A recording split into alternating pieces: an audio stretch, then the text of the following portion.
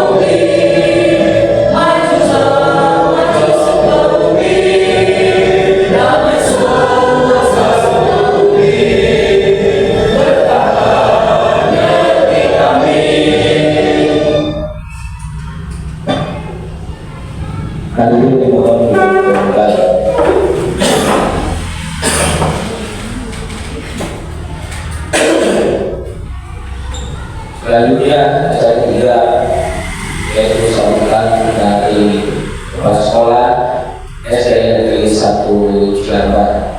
Pada beliau kami persilakan. Izin berdiri. Bismillahirrahmanirrahim. Assalamualaikum warahmatullahi wabarakatuh. Rabbi sholli wa yassir li amri wahlul 'uqdatam min lisani yafqahu qawli. Amma ba'd. Yang terhormat Bapak dan Ibu guru hebat yang hari ini kita bisa berkumpul di sini. Puji dan syukur marilah sama-sama kita panjatkan kehadirat Allah Subhanahu wa taala yang mana kita masih diberi nikmat sehat untuk bisa berkumpul di tempat ini. Rasa bangga tak terhingga saya ucapkan kepada Ibu Eva Mardila. Alhamdulillah beliau bisa sampai di titik ini ya, mengikuti program CGP angkatan 11 ya, dan tak lupa juga rasa bangga kepada Bapak dan Ibu guru semua. Bagi yang belum, tingkatkan motivasi untuk lebih mau belajar, mengembangkan ilmu agar kita semua bisa untuk menjadi guru hebat. Hari ini adalah diseminasi di mana Bu Eva nanti akan menyampaikan teori tentang menyebarkan pemahaman dan penerapan pengalaman budaya positif, di mana ini adalah materi di dalam modul 1.4. Kita harus bangga karena apa? Secara tidak langsung, walaupun Bu Eva yang mengikuti pendidikan CGP-nya, namun kita semua juga bisa belajar bersama-sama. Ya, jadi saya harap Bapak dan Ibu semua kita bisa belajar bersama di sini. Kita ikuti acaranya dari awal sampai akhir. Dan harapan adalah apa yang nanti dipaparkan, apa yang diberikan bisa menambah wawasan dan juga bisa diimplementasikan dalam kehidupan kita sehari-hari, terutama dipraktekkan di kelas masing-masing. Harapannya adalah sekolah kita menjadi sekolah kebanggaan untuk kita, masyarakat, dan juga menjadi motivasi untuk sekolah-sekolah yang lain. Mungkin hanya itu saja yang bisa saya sampaikan. Harapan saya ikuti acara ini dengan semangat. Mudah-mudahan Allah berkahi. Amin ya Allah ya Rabbal Alamin. Sekian, terima kasih. Billahi taufiq wal hidayah. Wassalamualaikum warahmatullahi wabarakatuh.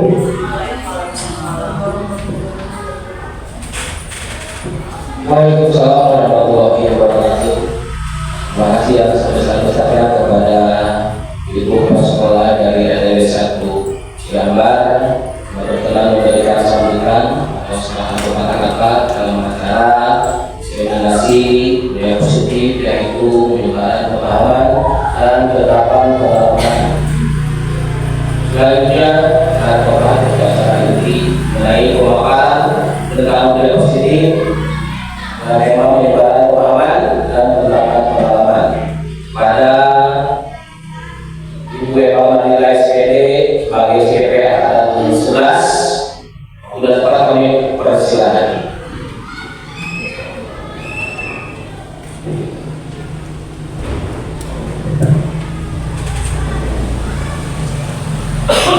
Bismillahirrahmanirrahim. Assalamualaikum warahmatullahi wabarakatuh.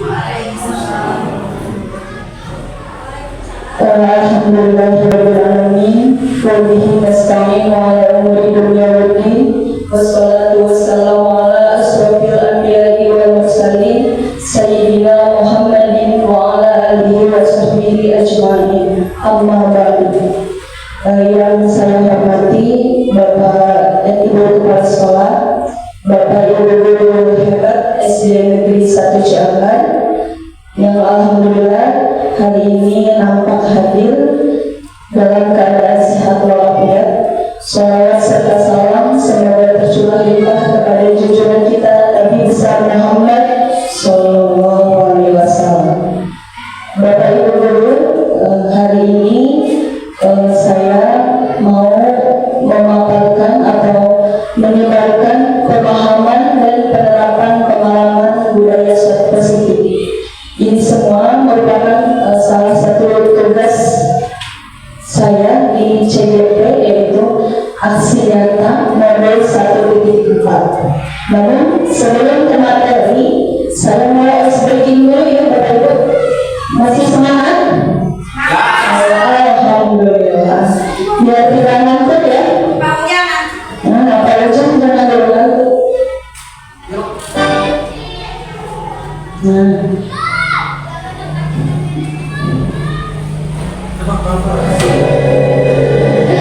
Bapak Ibu diminta untuk menegakkan.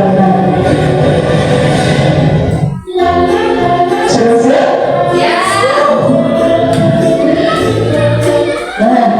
Gambar nomor 1, kira-kira gambar apa ya?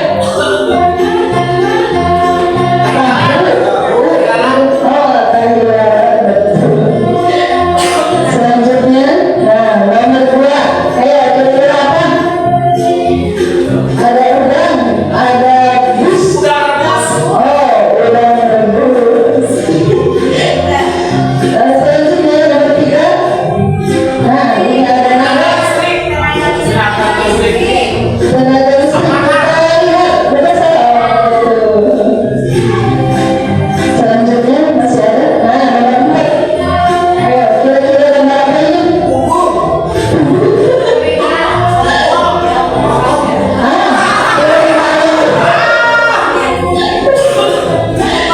Selanjutnya ada gambar mie ayam. Mie ayam, ada tas, mie tahu. Itu kebiasaan pada ini ya, suka minta ya. Nomor 6, Bapak Ibu. Ayo, ini gambar apa? Ada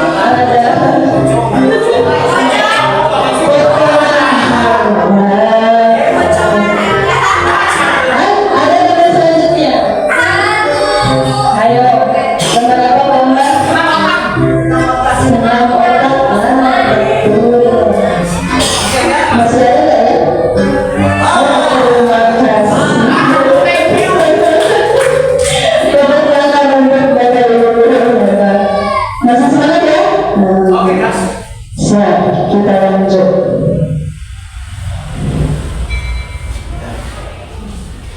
Di sini Bapak Ibu, saya akan memaparkan tujuan pendidikan menurut Bapak Ki Hajar Dewantara.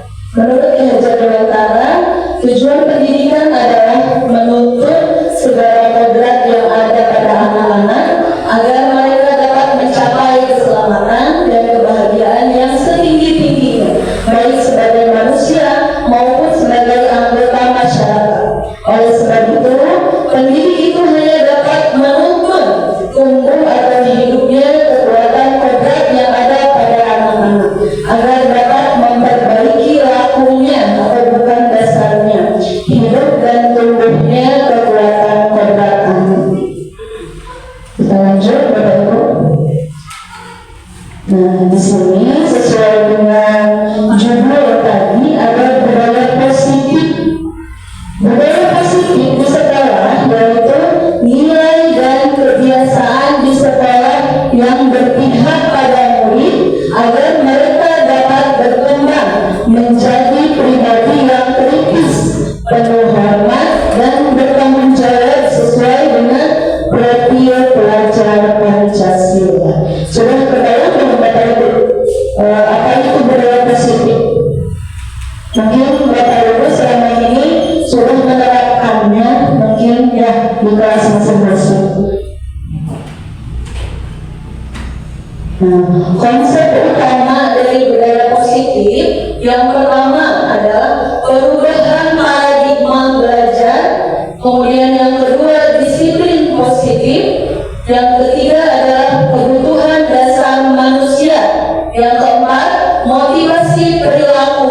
manusia. Yang kelima adalah restitusi atau posisi kontrol guru. Yang keenam keyakinan kelas. Kemudian yang terakhir adalah segitiga restitusi. Dari ketujuh konsep utama budaya positif, Bapak Ibu sudah pernah mendengar? Sudah pernah menerapkan di kelas? Belum juga.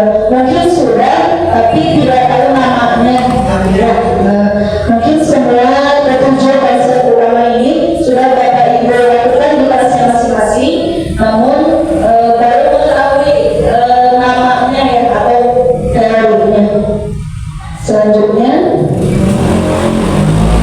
yang pertama tadi ada perubahan paradigma belajar. Dalam membangun budaya positif, sekolah dapat menyediakan lingkungan yang positif, aman dan nyaman agar siswa mampu berpikir, bertindak dan mencipta dengan merdeka, mandiri dan bertanggung jawab. Disiplin sangat erat kaitannya dengan kontrol guru terhadap siswa. Yang selanjutnya adalah perubahan paradigma belajar, teori kontrol atau ilusi kontrol menurut Dr. William Glasser. Yang pertama ada ilusi guru mengontrol murid, kemudian yang kedua ada ilusi bahwa semua penguatan positif akan efektif dan bermanfaat, kemudian yang selanjutnya ilusi bahwa kritik dan membuat orang merasa bersalah dapat menguatkan karakter. Yang terakhir, ilusi bahwa orang dewasa memiliki hak untuk memaksa. Selanjutnya Bapak Ibu, yang kedua yaitu disiplin positif. Apa makna disiplin menurut Bapak Ibu? Ada yang mau menyampaikan pendapatnya? Pak Ujang mungkin? Disiplin berarti kalau disiplin itu menaati peraturan. Mungkin dari budaya bisa menambahkan.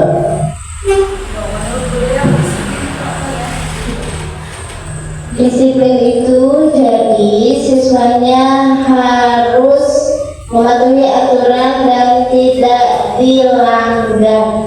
Mungkin dari fungsi menambahkan. Disiplin menurut saya adalah sikap dan perasaan dan taat patuh terhadap nilai-nilai yang dipercaya merupakan tanggung jawab buat mereka. Ya, beri tepuk tangan. Ya, jawaban Bapak Ibu sangat benar sekali ya. Disiplin atau makna disiplin itu sangat luas ya Bapak Ibu. Ada misalkan disiplin itu anak harus selalu taat terhadap peraturan yang ada di sekolah, termasuk nilai-nilai kebajikan yang ada di sekolah. Selanjutnya, perubahan paradigma belajar berasal dari bahasa Latin. Disiplin itu disiplina, yang artinya belajar. Disiplin diri membuat orang menggali potensinya menuju sebuah tujuan apa yang dia hargai. Namun dalam budaya kita, makna kata disiplin telah berubah menjadi sesuatu yang dilakukan seseorang kepada orang lain untuk mendapatkan kepatuhan. Kecenderungan umum adalah menghubungkan kata disiplin dengan ketidaknyamanan, bukan dengan apa yang kita hargai atau pencapaian suatu tujuan mulia. Selanjutnya, yang ketiga yaitu ada di sini kebutuhan dasar manusia. Setiap orang itu pasti memiliki kebutuhan dasar. Ya. Setiap orang berbeda, kita harus berusaha memahami pandangan orang lain tentang dunia. Setiap orang memiliki gambaran yang berbeda. Sebelum saya lanjut, Bapak Ibu, kira-kira kebutuhan dasar manusia itu yang paling utama apa ya? Memerlukan makan. Memerlukan makan. Apa lagi Bu? Memerlukan uang. Kasih sayang. Kasih sayang. Betul, tempat tinggal. Pak Cecep belum berbicara dari tadi. Belum makan. Oh, belum makan.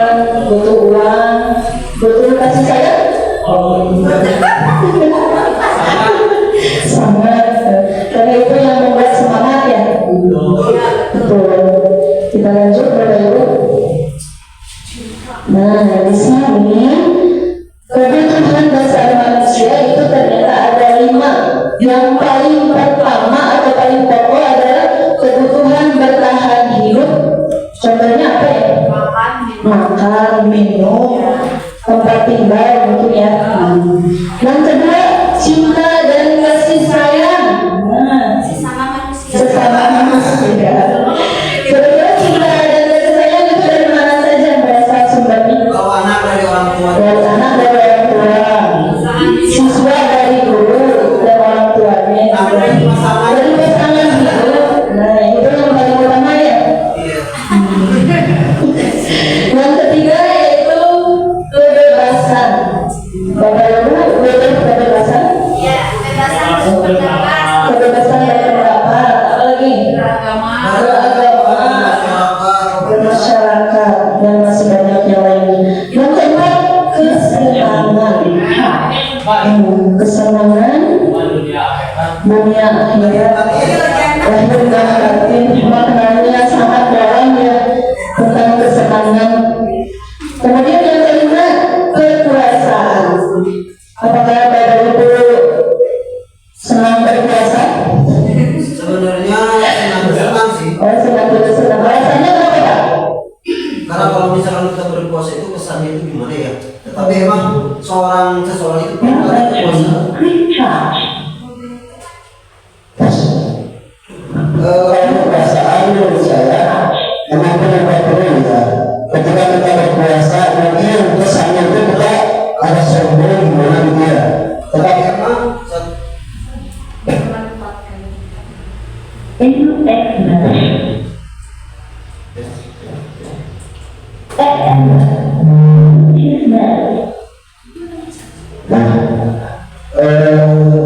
namun kekuasaan juga perlu ketika kita menempatkannya itu di tempat yang benar sesuai dengan.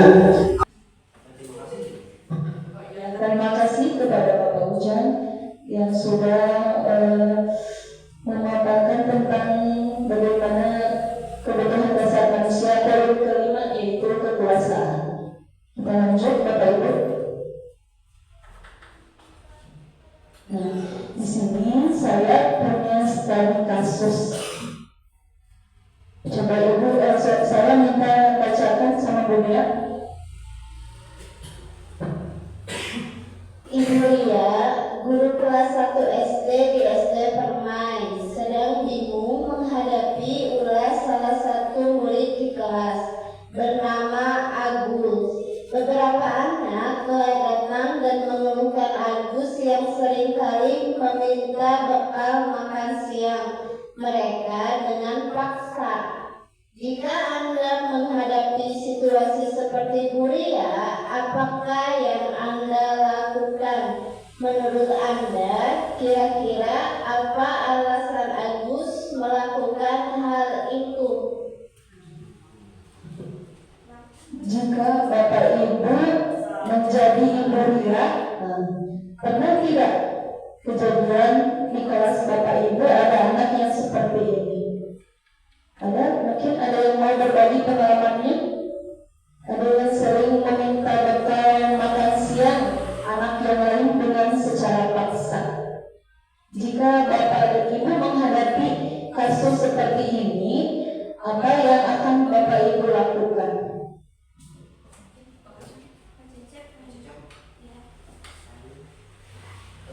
Jika saya menjadi ibu dia ya, mungkin saya akan melaksanakan segitiga restitusi. Yang pertama yaitu menstabilkan identitas, kemudian validasi tindakan salah, dan yang terakhir menanyakan keyakinan yang telah disepakati. Mungkin itu yang bisa saya uraikan. Terima kasih Pak Ujang atas uraiannya. Kita lihat dulu ya Bapak. Nah, masalahnya ada beberapa kebutuhan dasar mungkin yang harus atau yang berusaha dipenuhi oleh Agus. Yang pertama, bisa jadi si Agus ini lapar dan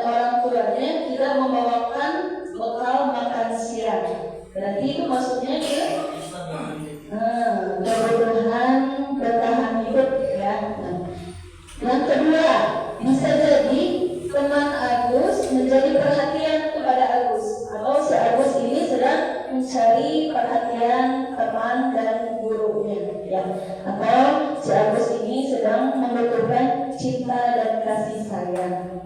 Yang ketiga, bisa jadi Agus juga merasa hebat karena temannya jadi takut dan menuruti keinginannya. Atau si Agus ini kebutuhannya kekuasaan, ingin berkuasa di kelasnya. Ya, mungkin di kelas Bapak Ibu ada ya tipe anak yang seperti ini. Yang keempat, bisa jadi Agus merasa bosan dengan bekal yang dibawakan oleh orang tuanya karena selalu dibekali dengan bekal yang sama. Berarti itu si Agus merasa bosan, ya, merasa bosan atau kebebasan, betul kebebasan. Kemudian yang terakhir, Agus hanya iseng dan tidak menikmati ekspresi wajah temannya yang kesal. Berarti kebutuhan yang berusaha dipenuhi oleh Agus yaitu hanya kesenangan atau jahil, ya. Kebanyakan di antara kelima ini anak atau siswa yang belajar oleh Bapak Ibu biasanya mereka kebutuhan dasarnya lebih banyak yang mana? Atau bertahan hidup, butuh cinta dan kasih sayang, kekuasaan, kebebasan, atau kesenangan.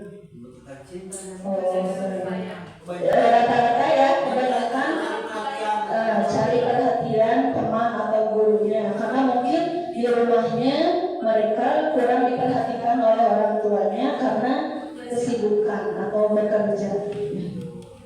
Kita sebagai gurunya harus mengerti tentang kondisi murid-murid Bapak Ibu yang ada di kelas masing-masing. Jadi jangan langsung dihukum, ya, jangan langsung dijudge bahwa yang dilakukan oleh Agus itu perbuatan yang salah. Ditanyakan dulu terlebih dahulu, ya. Dengan cara tadi mungkin yang Pak Ujang ceritakan, ya, dengan segi tiga restitusi. Yang pertama yaitu menstabilkan identitas dulu, kemudian yang kedua validasi tindakan yang salah, yang terakhir yaitu menanyakan keyakinan. Kita lanjut Bapak Ibu. Yang selanjutnya adalah hukuman dan sanksi atau konsekuensi. Di sini ada kasus yang kedua, saya bacakan dulu, ya. IPA kurang menguasai pelajaran matematika, sehingga pada saat pelajaran tersebut berlangsung, dia lebih banyak berdiam diri atau menggambar di buku pelajarannya. Pada saat guru matematikanya, Pak Seno, menanyakan pertanyaan, IPA menjadi gugup dan tidak sengaja menjatuhkan tasnya dari kursi, serta tiba-tiba menjadi gagap pada saat berupaya untuk menjawab. Seluruh kelas pun tertawa melihat perilaku IPA yang bicara tergagap dan terkejut tersebut. Pak Seno pada saat itu membiarkan teman-teman IPA menertawakan IPA yang tergagap dan malu luar biasa, dan malahan meminta IPA untuk maju ke depan berdiri di depan kelas sambil menunjuk hidungnya karena tidak bisa menjawab pertanyaan dari Pak Seno.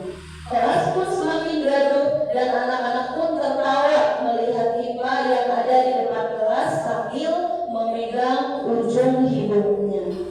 Apakah Bapak Ibu setuju dengan tindakan yang dilakukan oleh Pak Seno terhadap IPA? Mengapa menurut Bapak atau Ibu tindakan Pak Seno terhadap IPA adalah sebuah hukuman atau konsekuensi? Ada yang mau menambahkan?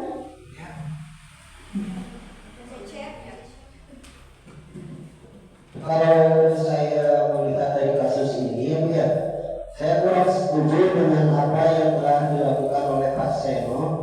Terus di pertanyaannya, menurut Bapak atau Ibu, Pak Seno ini menerapkan hukuman atau konsekuensi. Kalau menurut saya ini adalah hukuman. Kenapa saya tidak setuju dengan hukuman? Karena apalagi di SD ini, ya, anak itu dalam masa mencari identitas.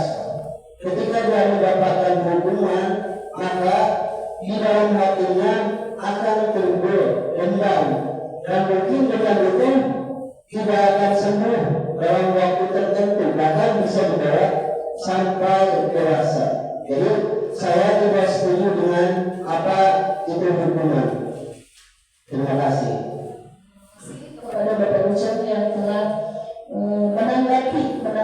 seperti studi kasus tentang IPA yang sedang berada di kelas dan mendapatkan hukuman. Berarti ya, yang dilakukan Pak Selo itu hukuman, bukan konsekuensi.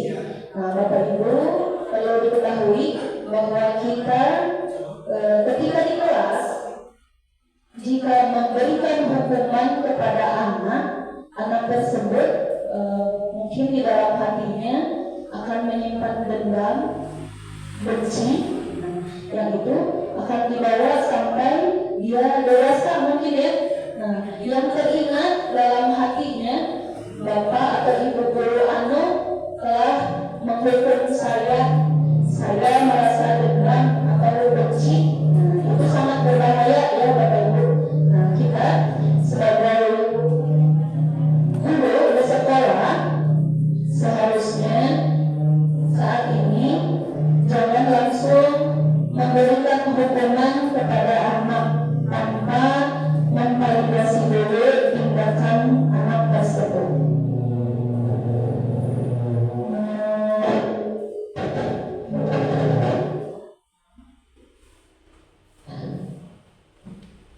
Selanjutnya,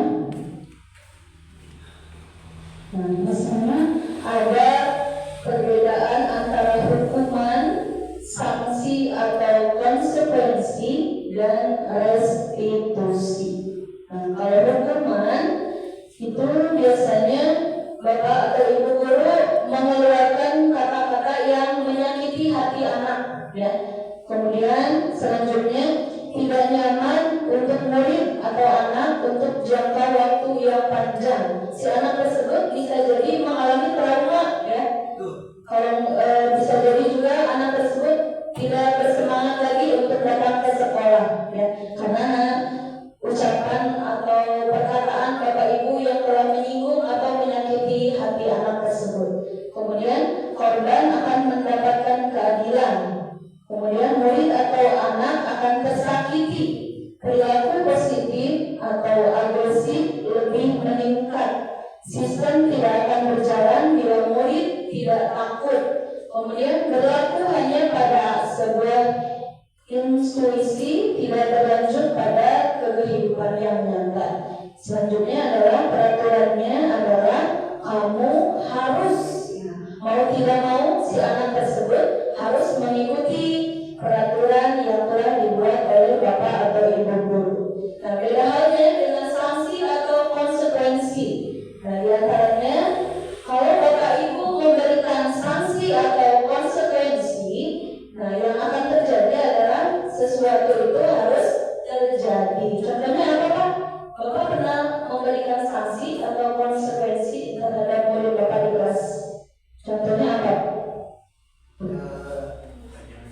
Contohnya itu kalau sanksi ya, saya pernah memberikan sanksi ketika pelajaran berlangsung, ada anak malah tertidur. Saya tanyakan alasan, anaknya tidak menjawab, dan waktu itu saya pernah melakukan suruh membersihkan WC. Kalau sanksi, kalau konsekuensi sesuai pertama sebelum kita mulai tahun ajaran baru ya, pastinya kita mengadakan dulu ada menyepakati apa yang akan menjadi kesepakatan di kelas kita. Dan ketika pelajar tersusun ya, nantinya kalau ada anak yang tidak menepati hasil kesepakatan, pastinya ada konsekuensi. Misalnya ada beberapa kejadian di kelas, konsekuensinya harus apa surat ini atau apa perkalian, seperti itu. Bapak Ujang mungkin di kelasnya sudah menerapkan konsekuensi bukan hukuman, ya. Contoh hukuman misalnya anak disuruh lari 20 keliling misalkan ya di lapangan. Nah, itu salah satu contoh hukuman karena berupa fisik, ya. Kalau konsekuensi beda lagi, misalkan Bapak Ibu menyuruh anak tersebut untuk menghafal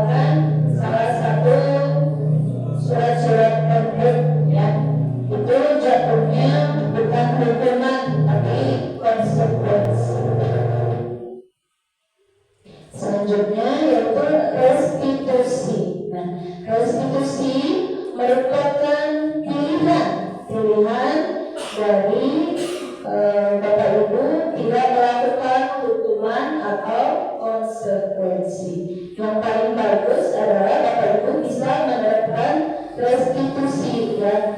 Di sini Bapak Ibu bisa menguatkan untuk murid atau anak dalam jangka waktu yang panjang.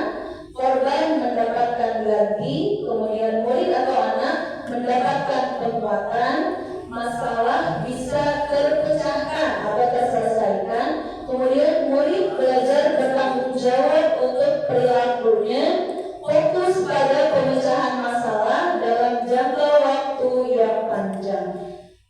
Di sini contoh kalimatnya adalah ketika Bapak Ibu mengalami kasus murid Bapak Ibu misalkan yang melanggar aturan di kelas.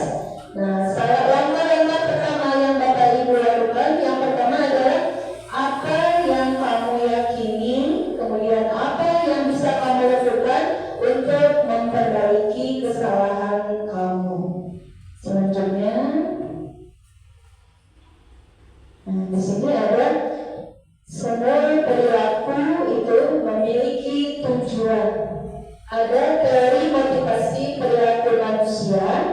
Yang pertama, untuk menghindari ketidaknyamanan atau hukuman, apa yang akan terjadi apabila saya tidak melakukannya. Ini masuknya ke motivasi eksternal.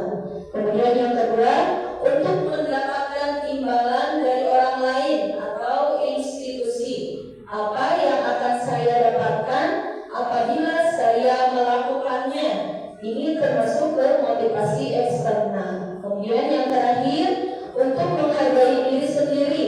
Saya akan menjadi orang yang seperti apa bila saya melakukannya. Ini juga masuk ke motivasi internal.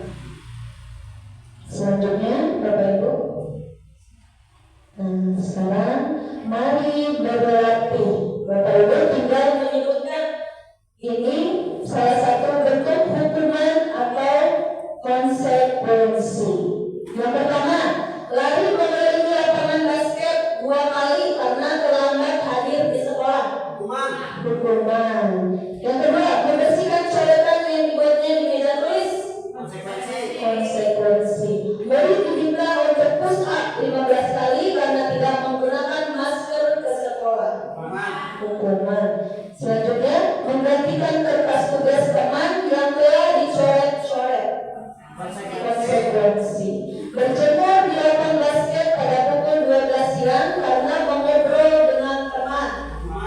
Hukuman. Murid diminta bertelanjang kaki sepanjang hari karena tidak menggunakan sepatu warna hitam sesuai dengan peraturan sekolah. Hukuman. Berdiri di depan kelas sambil mengangkat kaki satu karena tidak bisa menjawab pertanyaan. Halo, hukuman atau konsekuensi? Kita cek ya, Bapak Ibu, jawabannya sudah benar atau salah. Betul ya? Konsekuensi, hukuman, konsekuensi, hukuman, hukum. Tepuk tangan dulu untuk Bapak Ibu. Berarti Bapak Ibu udah tahu ya, mana yang termasuk hukuman, mana yang termasuk ke dalam konsekuensi. Ini semua pernah Bapak Ibu lakukan di kelas atau terhadap anak Bapak Ibu? Pernah. Mau diulangi memberikan hukuman? Mudah-mudahan tidak ya. Ganti hukuman dengan konsekuensi. Selanjutnya kita masuk ke poin kelima, yaitu restitusi atau posisi kontrol guru. Yang pertama ada posisi sebagai penghukum. Yang kedua, pembuat merasa bersalah. Kemudian yang selanjutnya posisi sebagai teman. Yang selanjutnya pemantau. Dan yang terakhir adalah manajer. Kira-kira Bapak Ibu ada di posisi yang mana? Pak Cecep ada di mana? Pernah merasakan semuanya. Oh, pernah merasakan semuanya.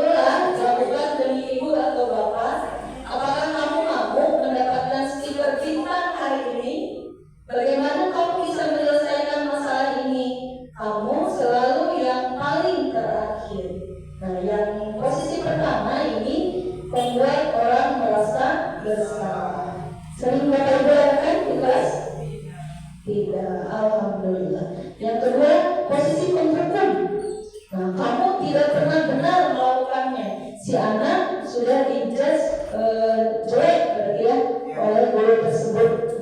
Kemudian posisi sebagai teman. Nah, biasanya ini dilakukan oleh guru kelas bawah ya, kelas 1, kelas 2 atau kelas 3 karena masih anak-anak. Nah, mereka perlu menjadikan figur seorang teman bagi bapak ibu gurunya. Nah, jadi pasti ya. Kemudian pemantau. Pernah bapak ibu jadi pemantau? Apakah kamu mau mendapatkan stiker bintang hari ini? Diancam berarti ya? Diancam jenisnya. Jadi manajer. Nah, jadi manajer, bagaimana kamu bisa menyelesaikan masalah ini? Ditanya dulu, divalidasi dulu ya. Ketika anak melakukan kesalahan. Yang terakhir sama posisinya adalah pembuku. Di sini ada video. Saya belum ya. Silakan Bapak Ibu simak. Di sini ada 5 posisi kontrol guru. Seperti apa kita selama ini, atau menjadi guru seperti apa kita selama ini? Halo, Bapak Ibu Guru calon guru penggerak. Video ini akan menampilkan 5 adegan interaksi guru dan murid. Silakan menonton dan merefleksikannya.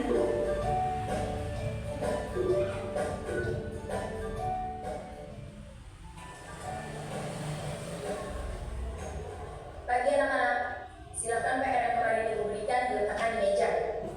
Mana murid kedua itu? Jangan dulu. Belum mengerjakan saya, Bu. Kamu selalu ya nggak ngerjain PR.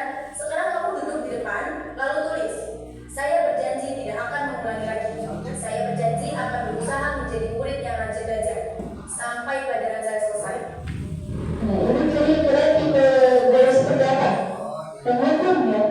Nah, nomor 1 penghukum. Hari ini ada tugas. Ada yang mengerjakan. Anton, kamu sudah mengerjakan. Belum, Pak. Kamu nggak ngerjain tugas. Kamu mau jadi apa? Kamu jangan stop. Kira-kira ini posisi apa? Bayangkan orang Merasa bersalah ya. Pembuat merasa bersalah. itu sudah kelas 5. Harusnya bertanggung jawab sama dirimu sendiri. Maaf, Bu. Saya terlambat. Ya udah, nanti jangan diulangi lagi ya. Ini sebagai apa? Teman. Ya, sebagai teman. Ya. Lain kali tepat waktu ya masuknya. Tos dulu dong. Kita kan teman.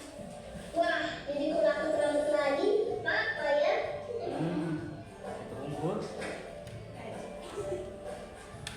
Kamu kok gak pakai baju olahraga?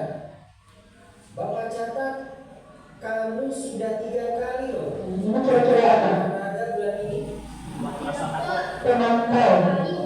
Ya. Saya nggak saksi, Pak.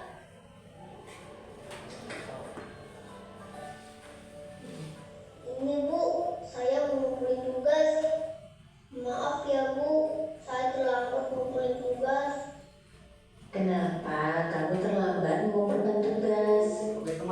Iya, Bu, saya mau Manajer. Betul. Yang terakhir adalah posisi manajer.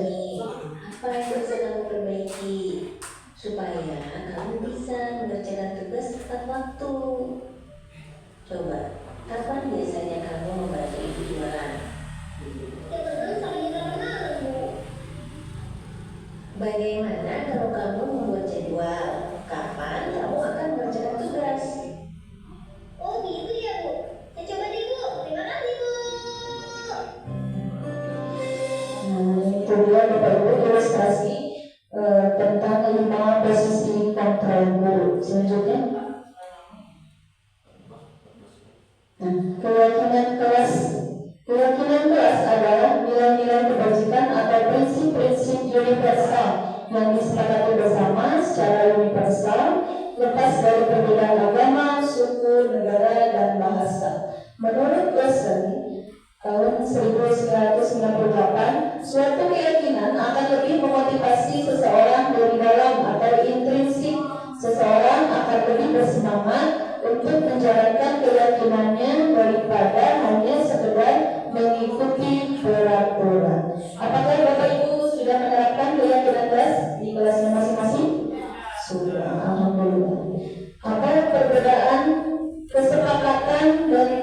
keyakinan kelas.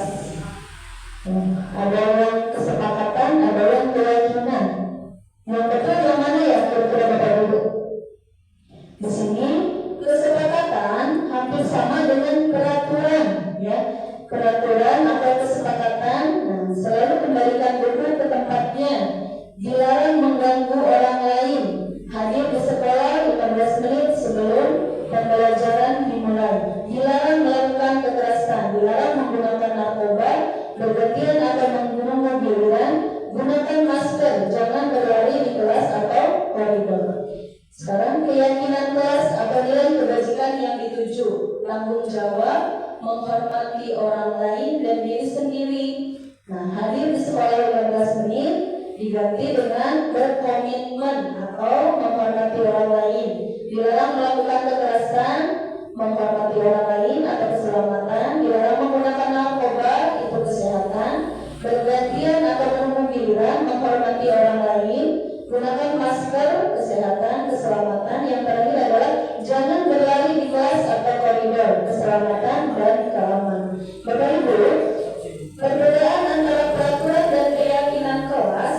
Kalau peraturan kita perhatikan kata-katanya masih negatif, ya. Ada kata dilarang, ada kata jangan. Ketika Bapak Ibu menentukan keyakinan, kata dilarang dan jangannya itu harus diubah menjadi kalimat yang positif, ya. Misalkan jangan datang terlambat. Keyakinan kelasnya menjadi datang tepat waktu. Misalkan dilarang melakukan kekerasan. Keyakinan kelasnya menjadi apa? Saling menghormati, ya. Kemudian jangan berlari di kelas atau koridor. Jagalah keamanan. Kemudian misalkan jangan membuang sampah di kelas atau di lingkungan. Keyakinan kelasnya apa? Buanglah sampah atau jagalah lingkungan, ya. Yang kedua itu adalah keyakinan kelas.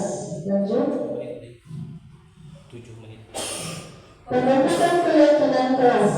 Keyakinan kelas bersifat lebih abstrak daripada peraturan yang lebih rinci dan konkret. Keyakinan kelas berupa pernyataan universal. Pernyataan keyakinan kelas dibuat dalam bentuk positif.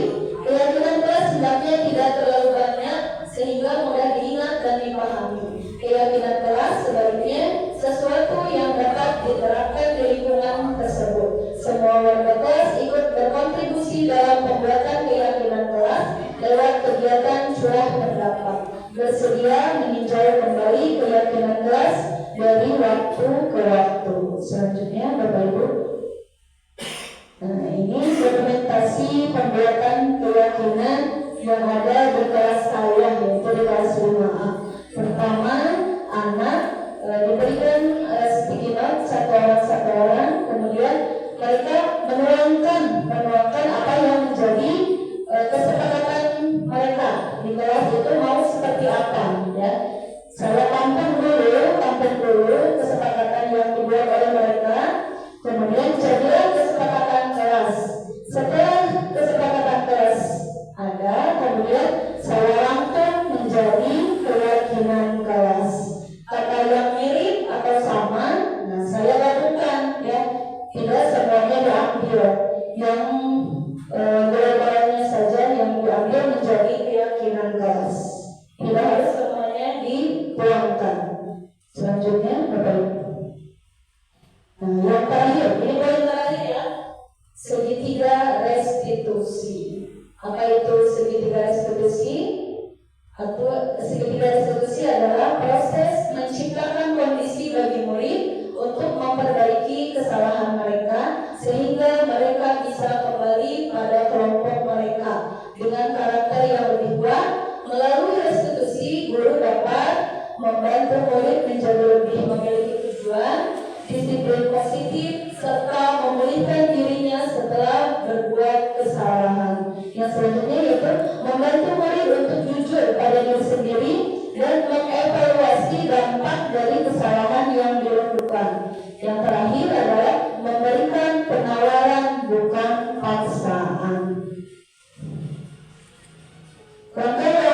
yang ada dalam segitiga restitusi, yaitu yang pertama validasi tindakan yang salah, selanjutnya adalah menstabilkan identitas dulu, mohon maaf Bapak Ibu.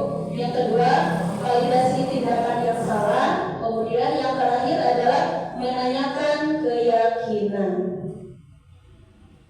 Selanjutnya, nah di dalam tahap menstabilkan identitas, di sini ada Bapak Ibu boleh mengeluarkan kata-kata berbuat salah itu tidak apa-apa. Tidak ada manusia yang sempurna. Saya juga pernah melakukan kesalahan seperti itu. Kita bisa menyelesaikan masalah ini, atau Bapak atau Ibu tidak tertarik mencari siapa yang salah, tetapi Bapak atau Ibu ingin mencari solusi dari permasalahan ini. Kamu berhak merasa begitu. Yang selanjutnya, di tahap memvalidasi tindakan yang salah, Bapak dan Ibu bisa mengucapkan kata, kamu pasti punya alasan mengapa melakukan hal tersebut. Kemudian kamu patut bangga pada dirimu sendiri karena kamu telah melindungi sesuatu yang penting buatmu. Yang terakhir yaitu menanyakan keyakinan. Bapak Ibu bisa mengeluarkan atau mengucapkan kata apa yang kita percaya sebagai kelas atau keluarga, apa nilai-nilai umum yang kita telah sepakati, kemudian apa bayangan kita tentang kelas yang ideal, atau kamu mau jadi orang yang seperti apa. Sudah ada bayangan Bapak Ibu tentang segitiga restitusi? Insya Allah. Nah, di sini saya kemarin sudah menerapkan video tentang segitiga restitusi terhadap anak yang salah.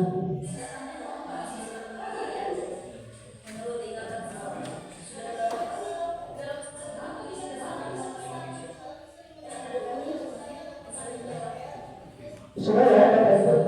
Nah, kita lanjut. Melalui segitiga restitusi, kita dapat mewujudkan peserta didik untuk menjadi anak yang merdeka. Mereka mampu menyelesaikan masalah dengan motivasi internal dan bertanggung jawab terhadap pilihan mereka sendiri. Mudah-mudahan Bapak Ibu semua nanti bisa menerapkan pemahaman tentang segitiga restitusi di kelasnya masing-masing. Nah, kita masuk ke sesi terakhir, yaitu kesimpulan. Budaya positif di sekolah yang berpihak kepada murid diyakini dapat melahirkan generasi penerus bangsa yang unggul dan berakhlak mulia sesuai dengan profil pelajar Pancasila. Untuk menemukan budaya positif di sekolah diperlukan kerja keras dan kerjasama dari semua pihak terkait, konsistensi dan berkelanjutan dalam menjalankannya. Nah, Bapak Ibu, demikian yang dapat saya sampaikan. Mudah-mudahan apa yang dapat saya sampaikan bisa bermanfaat dan bisa Bapak Ibu terapkan mungkin di kelasnya masing-masing untuk menumbuhkan budaya positif di sekolah kita, yaitu di SD Negeri 1 Ciambar. Wassalamualaikum warahmatullahi wabarakatuh. Waalaikumsalam warahmatullahi wabarakatuh. Waalaikumsalam warahmatullahi wabarakatuh. Berikan tepuk tangan ya. Yang menjelaskan mengenai diskriminasi dalam acara diskriminasi, yaitu taman deposito ya, Bapak ya. Terima kasih banyak. Selanjutnya acara tanya jawab barangkali dari rekan semua yang kurang sedikit memahami atau yang perlu ditanyakan, kami persilakan untuk memberikan waktu. Silakan dan pertanyaan dari Oja. Oke, baik. Silakan Oja.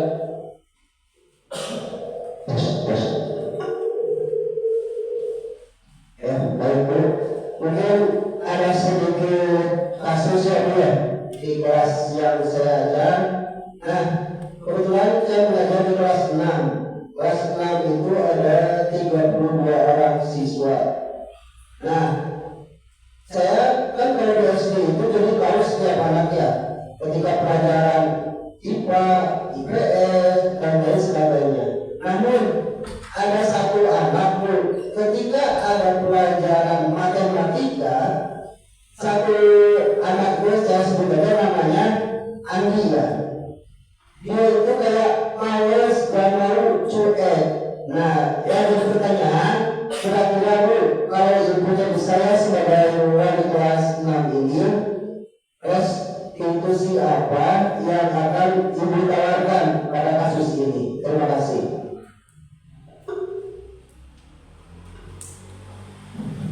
Ya, terima kasih kepada Bapak Ujang. Beliau mempunyai masalah di kelasnya tentang anak yang kurang minat dalam satu pelajaran. Mungkin Bapak bisa menerapkan segitiga restitusi kepada anak tersebut. Mungkin yang pertama kali ditanyakan adalah mengapa anak tersebut bisa tidak menyukai pelajaran tersebut. Apakah tidak suka dengan gurunya? Apakah tidak suka dengan materinya? Kan kalau di SD itu Ya, tetap satu. oh iya. Iya. Apakah anak tersebut tidak menyukai materinya? Mungkin Bapak alternatifnya bisa membuat metode pembelajaran atau mencari metode pembelajaran yang berbeda mungkin dari sebelumnya, sehingga bisa menarik minat anak tersebut untuk dapat menyukai pelajaran matematika.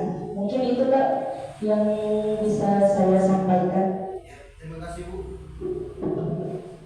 Oke, terima kasih kepada Pak Ujang yang telah berkenan juga kepada telah menjawabnya. Lalu mungkin ada yang dari yang lain atau cukup ya. Baiklah, kalau dirasa cukup, saya kira kita sudah memiliki acara dari awal pembukaan sampai terakhir dari pemaparan tentang budaya positif, dan bahkan tadi ada sesi tanya jawab yang sudah kita lakukan bersama. Kita tidak menghabiskan waktu untuk di akhir acara ini. Mari kita tutup acara ini dengan baca doa kepada Bapak Cecep. Silakan untuk menutup dengan doa.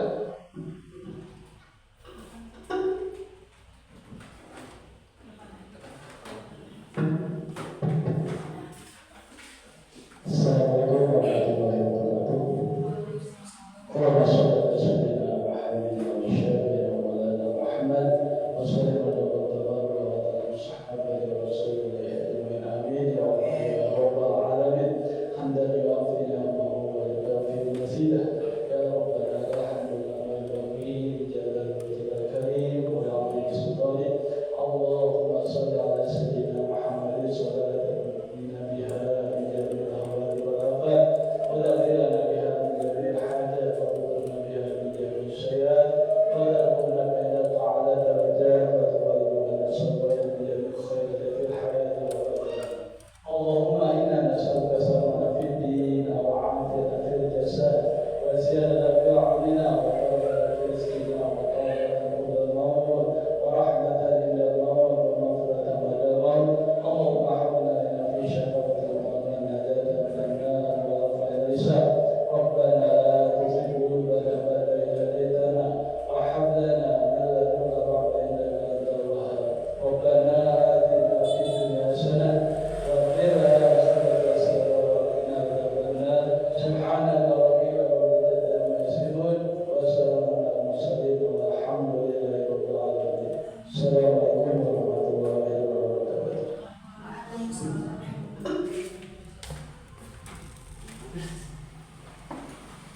Waalaikumsalam warahmatullahi wabarakatuh. Terima kasih banyak kepada Bapak Cecep. Alhamdulillah semuanya untuk acara dari awal sampai terakhir kita sedang bersama. Mudah-mudahan pemaparan yang telah disampaikan oleh Ibu Eva menambah hasanah keilmuan kita sebagai pendidik di sekolah dan lebih memudahkan kita dan mendekatkan diri kita pada siswa yang mengakibatkan sekolah kami lebih maju lagi dan berkembang dan siap anak-anak